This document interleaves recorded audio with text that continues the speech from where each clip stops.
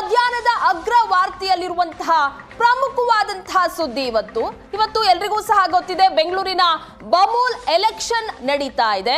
ಆದ್ರೆ ಬಮೂಲ್ ಎಲೆಕ್ಷನ್ 9 ಗಂಟೆಗೆ ಶುರುವಾಗಿದೆ, 4 ಗಂಟೆಗೆ ಮತದಾನ ಅಂತ್ಯ ಸಹ ಆಗುತ್ತೆ. ಅದರ ಮಧ್ಯೆ ಈಗ ಹೈ ಡ್ರಾಮಾ ನಡೆದಿದೆ. ಎಲೆಕ್ಷನ್ ಹೈ ಡ್ರಾಮಾ ಇದು. ಎಸ್.ಟಿ. ಸೋಮಶೇಖರ್ ವಿರುದ್ಧವಾಗಿ ಬಿಜೆಪಿ ಆಕ್ರೋಶವನ್ನ ಹೊರಹಾಕ್ತಾ ಇದೆ. ಬೆಂಗಳೂರಲ್ಲಿ ಬಮೂಲ್ ಎಲೆಕ್ಷನ್ ನಡೀತಾ ಇದೆ. ಇವತ್ತು 9 ಗಂಟೆಯಿಂದ ಆರಂಭ ಆಗಿದೆ. ಎಸ್.ಟಿ. ಸೋಮಶೇಖರ್ ವಿರುದ್ಧ ಆಕ್ರೋಶ ಹೊರಹಾಕಲಾಗ್ತಾ ಇದೆ. ಸೋಮಶೇಖರ್ ವಿರುದ್ಧ ಬಿಜೆಪಿ ಕಾರ್ಯಕರ್ತರು ಧಿಕ್ಕಾರವನ್ನ ಕೂಗ್ತಾ ಇದ್ದಾರೆ. ಸೋಮಶೇಖರ್ ವಿರುದ್ಧ ಧಿಕ್ಕಾರ ಕೂಗ್ಲಾಗ್ತಾ ಇದೆ ಬಿಜೆಪಿಯಿಂದ. ಬಿಜೆಪಿ ಹಾಗೆ ಕಾಂಗ್ರೆಸ್ ಕಾರ್ಯಕರ್ತರ ಮಧ್ಯೆ ಮಾತಿನ ಚಕಮಕಿಯಾಗಿದೆ. ಬೆಂಗಳೂರಿನ ಡೈರಿ ಸರ್ಕಲ್ ನಲ್ಲಿ ನಡೆದಿರುವಂತಹ ಹೈ ಡ್ರಾಮಾ ಇದು. ಬಮೂಲ್ ಮತದಾನದ ವೇಳೆ ಉದ್ವಿಗ್ನ ವಾತಾವರಣ ನಿರ್ಮಾಣ ಆಗಿತ್ತು. ಐಐಟಿ ಕಾಲೇಜಿನಲ್ಲಿ ನಡೀತಾ ಇರುವಂತಹ ಚುನಾವಣೆ ಮತದಾರರನ್ನ ಸೆಳೆಯೋದಕ್ಕೆ ಎಸ್.ಆರ್. ವಿಶ್ವನಾಥ್ ಅವರು ಮುಂದಾಗಿದ್ದಾರೆ. ಬಮೂಲ್ ಮತದಾನದ ವೇಳೆ ಉದ್ವಿಗ್ನ ವಾತಾವರಣ ದೃಶ್ಯಗಳಲ್ಲಿ ನೋಡ್ತಾ ಇದ್ದೀರಾ. ಐಟಿಐ ಕಾಲೇಜಿನಲ್ಲಿ ಬಮೂಲ್ ಎಲೆಕ್ಷನ್ ನಡೀತಾ ಇದೆ. ಆ ಸಂದರ್ಭದಲ್ಲಿ ಬಿಜೆಪಿ ಹಾಗೆ ಕಾಂಗ್ರೆಸ್ ಕಾರ್ಯಕರ್ತರ ಮಧ್ಯೆ ಈ ರೀತಿ ವಾಗ್ವಾದ ನಡೆದಿದೆ. ಎಸ್.ಟಿ. ಸೋಮಶೇಖರ್ ವಿರುದ್ಧವಾಗಿ ಬಿಜೆಪಿ ಕಾರ್ಯಕರ್ತರು ಘೋಷಣೆಗಳನ್ನ ಕೂಗ್ತಾ ಇದ್ದಾರೆ, ಆಕ್ರೋಶ ಹೊರಹಾಕ್ತಾ ಇದ್ದಾರೆ. ಕಾಂಗ್ರೆಸ್ಗೆ ಬೆಂಬಲಿಸಿದ್ದಕ್ಕೆ ಈ ಆಕ್ರೋಶ. ಎಸ್.ಟಿ. ಸೋಮಶೇಖರ್ ಅವರು ಕಾಂಗ್ರೆಸ್ಗೆ ಬೆಂಬಲ ನೀಡ್ತಾ ಇದ್ದಾರೆ ಅನ್ನುವಂತ ಕಾರಣಕ್ಕೆ ಬಿಜೆಪಿಯ ಕಾರ್ಯಕರ್ತರು ಎಸ್.ಟಿ. ಸೋಮಶೇಖರ್ ವಿರುದ್ಧವಾಗಿ ಘೋಷಣೆಗಳನ್ನ ಕೂಗ್ತಾ ಆಕ್ರೋಶವನ್ನ ಹೊರಹಾಕಿದ್ದಾರೆ. ಈ ವೇಳೆ ಬಿಜೆಪಿ ಹಾಗೆ ಕಾಂಗ್ರೆಸ್ ಕಾರ್ಯಕರ್ತರು ಇದ್ರಲ್ಲ, ಹಾಗಾಗಿ ಆ ಇಬ್ಬರು ಕಾರ್ಯಕರ್ತರ ನಡುವೆ ಚಕಮಕಿ ನಡೆದಿದೆ, ಮಾತಿನ ಚಕಮಕಿ. ಬೆಂಗಳೂರಿನ ಡೈರಿ ಸರ್ಕಲ್ ಬಳಿ ನಡೆದಿರುವಂತಹ ಹೈ ಡ್ರಾಮಾ ಇದೆ.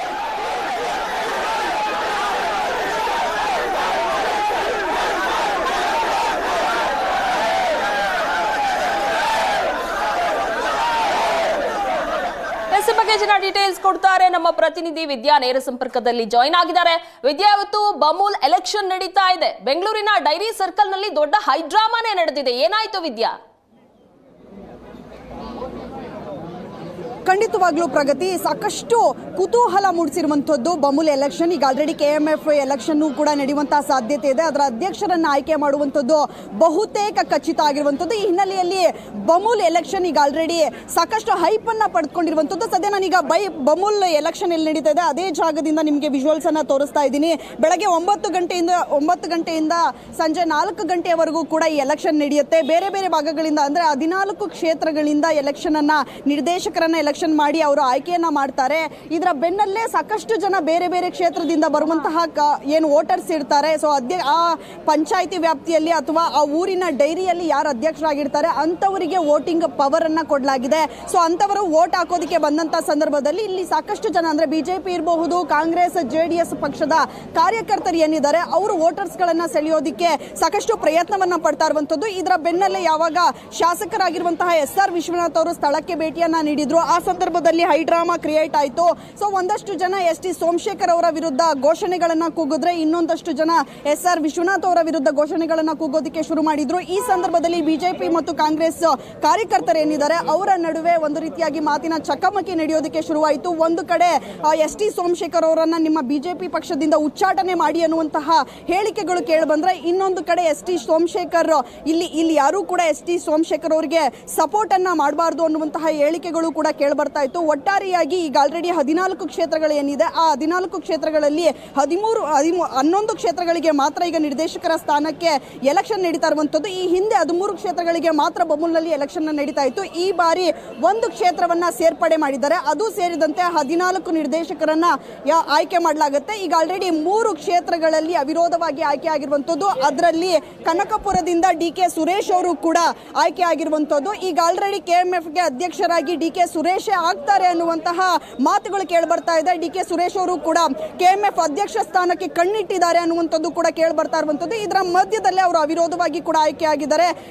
ಅವರ ಜೊತೆಗೆ ಇಬ್ರು ಕೂಡ ಅವರ ಜೊತೆಯಲ್ಲೇ ಅವಿರೋಧವಾಗಿ ಆಯ್ಕೆ ಆಗಿರುವಂಥದ್ದು. ಇನ್ನೂ 11 ಕ್ಷೇತ್ರಗಳಿಗೆ ಎಲೆಕ್ಷನ್ ನಡೀತಾ ಇದೆ ಇವತ್ತು. ಸದ್ಯ ಇಲ್ಲಿ ಸಾಕಷ್ಟು ಜನ ಕಾರ್ಯಕರ್ತರಿದ್ದಾರೆ, ಅವ್ರನ್ನ ನಾನು ಮಾತಾಡಿಸ್ತಾ ಹೋಗ್ತೀನಿ.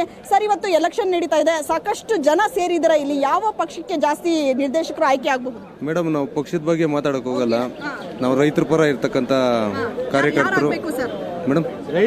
ರೈತರ ದೃಷ್ಟಿ ಯಾರು ಏನು ರೈತರ ಹಿತದೃಷ್ಟಿ ಇಟ್ಕೊಂಡು ಇವತ್ತು ನಮ್ಮ ಒಕ್ಕೂಟದಲ್ಲಿ ಕೆಲಸ ಮಾಡಕ್ ಹೋಗ್ತಾ ಇದ್ದಾರೋ, ಆ ಕೆಲಸ ಮಾಡೋ ಅಂತ ಯಾವ ಪ್ರಾಮಾಣಿಕವಾಗಿ ಕೆಲಸ ಮಾಡ್ಬೇಕು ಅಂತ ಇರ್ತಾರೋ ಅಂಥವ್ರು ಹೋಗ್ಬೇಕು ಮೇಡಮ್. ಅಲ್ಲಿಗೆ ರೈತರ ಪರ ಕಾಳಜಿ ಇರ್ತಕ್ಕಂಥವ್ರು. ಡಿ ಕೆ ಸುರೇಶ್ ಅವರ ಹೆಸರುಗಳು ಕೇಳಿ ಬರ್ತಾ ಇದೆ. ಅವಿರೋಧವಾಗಿ ಆಯ್ಕೆ ಆಗಿದ್ದಾರೆ, ಕೆಎಂಎಫ್ ಅಧ್ಯಕ್ಷ ಆಗ್ತಾರೆ ಅಂತ ಹೇಳ್ತಾ ಇದ್ದಾರೆ. ಒಪ್ಪಿಗೆ ಇದೆಯಾ ನಿಮಗೆ ಮೇಡಮ್? ಆಗ ಅದು ಇವಾಗ ರೈತರ ಪರ ಅವರು ಕನಕಪುರದಲ್ಲಿ ಮೇಗಾ ಡೈರಿ ಕಟ್ಟಲು ಅವ್ರ ಪಾತ್ರನೂ ಇದೆ, ಮಾಡಬಹುದು.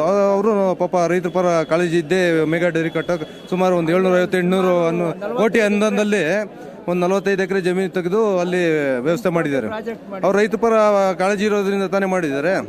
ಅದರಿಂದ ಅವರು ಅವಿರೋಧವಾಗಿ ಆಯ್ಕೆಯನ್ನ 3 ಜನರನ್ನ ಮಾಡಿದ್ದಾರೆ. ಸರ್, ಎಲೆಕ್ಷನ್ ನಡೀತಾ ಇರುವಂತಹ ಸಂದರ್ಭದಲ್ಲಿ ಅವಿರೋಧವಾಗಿ ಆಯ್ಕೆ ಮಾಡಿದಂಥದ್ದು ಸರಿ ಅನ್ಸುತ್ತೆ? ಸರಿ ಮೇಡಮ್, ಅದು ವ್ಯಕ್ತಿಗಳು ಒಳ್ಳೆಯ ವ್ಯಕ್ತಿಗಳಿಂದ ಅವಿರೋಧ ಆಯ್ಕೆ ಆಗಿದ್ದಾರೆ ಮೇಡಮ್. ಉಳಿದಂತಹ 11 ಜನ ಈಗ ಆಲ್ರೆಡಿ 11 ಜನ ನಿರ್ದೇಶಕರು ಆಯ್ಕೆ ಆಗಬೇಕು. ಸೊ ನಿಮಗೆ ಯಾರು ಜಾಸ್ತಿ ಆಯ್ಕೆ ಆಗಬೇಕು ಅಂತ? ರೈತರ ಪರ ಇರೋರು ಆಯ್ಕೆ ಆಗ್ಬೇಕು ಮೇಡಮ್. ರೈತರ ಪರ ಕಾಳಜಿ ಇರೋರು, ರೈತ ಹಿತಾಸಕ್ತಿ ಕಾಪಾಡೋರು ಆಯ್ಕೆ ಆಗ್ಬೇಕು ಮೇಡಮ್. ಸರ್, ನಿಮ್ದು ಕೂಡ ಓಟ್ ಇದೆಯಾ? ಹೇಗೆ ನಮ್ದು ಓಟ್ ಇಲ್ಲ. ಓಟ್ ಇದೆಯಾ ನಿಮ್ದು ಕೂಡ? ಸಾಕಷ್ಟು ಜನ ಬಂದಿದ್ದೀರಾ, ವೋಟರ್ಸೇ ಬಂದಿರುವಂತದ ಅಥವಾ ಮೇಡಮ್? ಅವ್ರು ಸಪೋರ್ಟ್ ಬಂದಿದ್ವಿ ಮೇಡಮ್.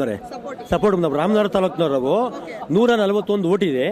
141 ಓಟಲ್ಲಿ 40 ಓಟ್ ಹಾಕವ್ರೆ.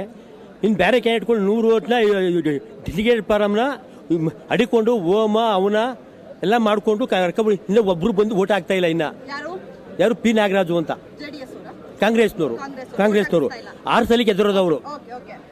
ನೋಡಿದ್ರಲ್ಲ ಪ್ರಗತಿ, ಈಗ ಆಲ್ರೆಡಿ ಸಾಕಷ್ಟು ಜನ ಏನಿದ್ದಾರೆ ಅವರೆಲ್ಲರೂ ಕೂಡ ಓಟ್ ಹಾಕೋದಕ್ಕೆ ಬರ್ತಾ ಇದ್ದಾರೆ. ಇನ್ನೊಂದು ಕಡೆ ಕಾಂಗ್ರೆಸ್ ಕ್ಯಾಂಡಿಡೇಟ್ ಏನಿದ್ದಾರೆ ಅವರು ಹೋಮ ಹವನವನ್ನ ಮಾಡ್ಕೊಂಡು ಇನ್ನೂ ಕೂಡ ಕ್ಯಾಂಡಿಡೇಟ್ ಅನ್ನ ಕರೆದುಕೊಂಡು ಬಂದಿಲ್ಲ ಅನ್ನುವಂಥದ್ದು ಇಲ್ಲಿ ಸೇರಿರುವಂತಹ ಕಾರ್ಯಕರ್ತರ ಮಾತಾಗಿರುವಂಥದ್ದು. ಒಟ್ಟಾರೆಯಾಗಿ ಇದು ಒಂದು ರೀತಿಯಾಗಿ ಕೆಎಂಎಫ್ ಅಧ್ಯಕ್ಷರ ಗದ್ದುಗೆಯನ್ನ ಯಾರು ಏರ್ತಾರೆ ಅನ್ನುವಂತಹ ಪ್ರಶ್ನೆ ಇರುವಂತಹ ಕಾರಣಕ್ಕಾಗಿ ಬಮೂಲ್ ಎಲೆಕ್ಷನ್ ಸಾಕಷ್ಟು ಹೈಪ್ ಅನ್ನ ಪಡ್ಕೊಳ್ತಾ ಇರುವಂತದ್ದು. ಪ್ರಗತಿ, ಥ್ಯಾಂಕ್ ಯು ವಿದ್ಯಾ, ನಿಮ್ಮೆಲ್ಲ ಡೀಟೇಲ್ಸ್ಗಾಗಿ.